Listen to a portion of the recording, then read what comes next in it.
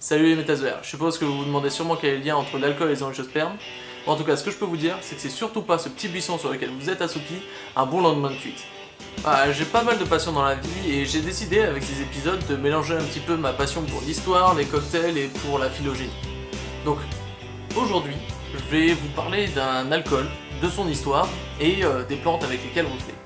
Parce que oui, le lien entre l'alcool et les angiospermes, c'est tout simplement parce que notre alcool, l'éthanol qu'on produit, provient des fruits en fait de base. Alors puisque je suis un bon petit français de base, évidemment l'alcool dont je vais vous parler aujourd'hui, c'est la vodka. Alors oui, le vin ce sera pour une prochaine fois, le fait est que le vin c'est vachement compliqué, il y a plein de choses à dire dessus, donc on va commencer avec la vodka. C'est bien la vodka, c'est bon. Le premier truc qu'on peut entendre à propos de la vodka, c'est que c'est fait à base de patates. Alors le fait est que si vous regardez attentivement une bouteille de vodka, il y aura écrit juste là, bon c'est de l'Aristoff, je fais pas de la pub pour qui que ce soit, c'est pas un placement de produit, mais il faut bien une bouteille de vodka.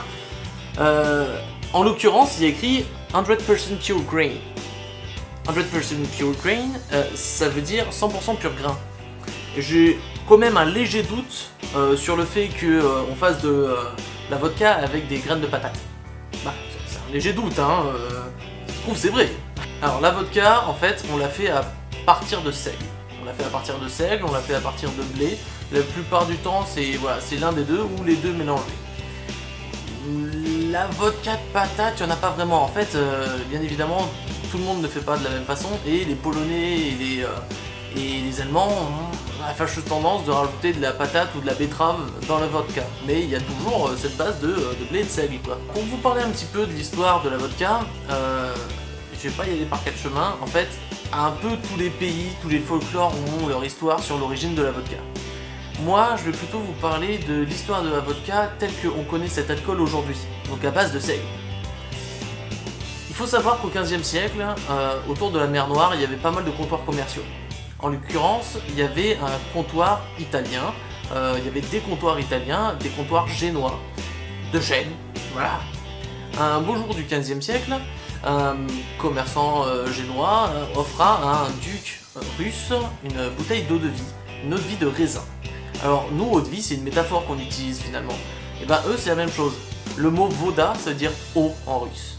Et ils utilisent le diminutif vodka. Alors oui, souvent les diminutifs en russe sont plus longs que ce qu'ils doivent diminuer. Ils utilisent le diminutif vodka qui veut dire finalement petite eau. Et ça revient plus ou moins la même chose. Alors, bien évidemment, j'ai l'obligation de vous dire que... Attendez, je cherche un petit peu. L'alcool est dangereux pour la santé et qu'il faut le consommer avec modération. Voilà. La prochaine fois, j'essaierai de trouver, de faire une incrustation, un truc un petit peu plus cool que ce que je viens de faire. Pour revenir à l'histoire de la vodka, c'est pas resté à ce point d'eau de vie de raisin, bien évidemment. En fait, le système de distillation, déjà il lui a fallu du temps pour se répandre dans toute l'Europe, et au XVIe siècle, des religieux russes au Kremlin ont travaillé sur la distillation en fait. Et ils ont créé cette recette de la vodka à base de seigle. Mendeleïev au XVIIIe siècle a fait des recherches sur la vodka et a démontré que le taux d'alcool parfait pour déguster la vodka, c'est 38 degrés. Tout comme on a fait des travaux sur le whisky, on sait que pour déguster un bon whisky, il faut le boire à 40 degrés et même à 20 degrés Celsius. C'est pour vous dire. Bon, ça c'était la brève histoire de la vodka. Maintenant, on va un petit peu parler phylogénie parce que c'est un peu le but de ma chaîne, quoi. Et c'est pas moi qui vais vous en parler, ça va être un mini-moi. Et ça va parler de poacées. Parce qu'on va parler du seigle, et le seigle est un poacé. Les poacées, vous les connaissez sûrement sous le nom de graminées. Et ça fait le malheur de pas mal d'êtres humains, dont moi. Les allergiques se reconnaîtront. Ouais. Donc avant toute autre chose, les angiospermes sont séparés en deux ordres.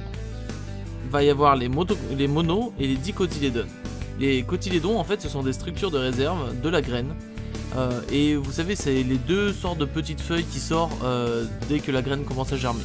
Une des grandes différences entre ces deux ordres de plantes, mis à part le fait qu'il y en ait une qui est un seul cotylédon et l'autre qui en est deux, il y a aussi une différence au niveau des grains de pollen. En effet, les grains de pollen des monocotylédones sont mono-aperturés, il y a une seule aperture, et ceux des dicotylédones en ont trois.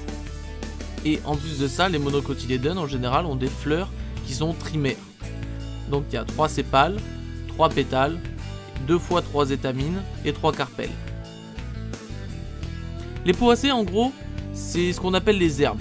D'ailleurs ce nom poacée ça vient du grec poa qui veut dire herbe. Elles sont formées d'une tige cylindrique et vide qu'on appelle la chaume, comme si vous ouvrez un bambou quoi, c'est vide. Les fleurs forment des épis ou des panicules et la plupart de ces plantes font de la photosynthèse en C4, enfin une bonne moitié en tout cas. Ce qui leur permet d'être bien plus compétitives que les autres plantes dans certains milieux parce qu'elles absorbent mieux le CO2. Chez les poacées donc on va retrouver des plantes comme la canne de Provence, le bambou, l'herbe de bison, bien sûr le seigle, le blé et autres céréales, et surtout la quenouille. La vodka on la produit avec un peu n'importe quelle plante de la tribu des triticées, les céréales en gros, qui contient donc les seigles, orges, les blés, dont les pôtres et l'amidonier en font partie. Pour le reste, ce sont surtout des herbes, des gazons. J'en parlerai surtout plus en détail quand on fera le whisky. Il y a plein de choses à dire dessus. Bon, pour ceux qui sont restés là jusqu'au bout et qui ont bu mes paroles, je vais pas vous laisser partir sans boire un petit truc. Donc je vais vous préparer un White Russian, le cocktail préféré du Big Lebowski. Pour un bon petit White Russian, pour ceux qui aiment le café, je vous conseille 4 centilitres de vodka, 3 centilitres de Kahlua, et après c'est un peu comme vous voulez. Soit vous mettez pas mal de crème liquide pour que ce soit bien crémeux, plutôt du lait pour que ce soit doux, ou encore de la crème de coco pour un White Russian vegan. À vous de voir les amis.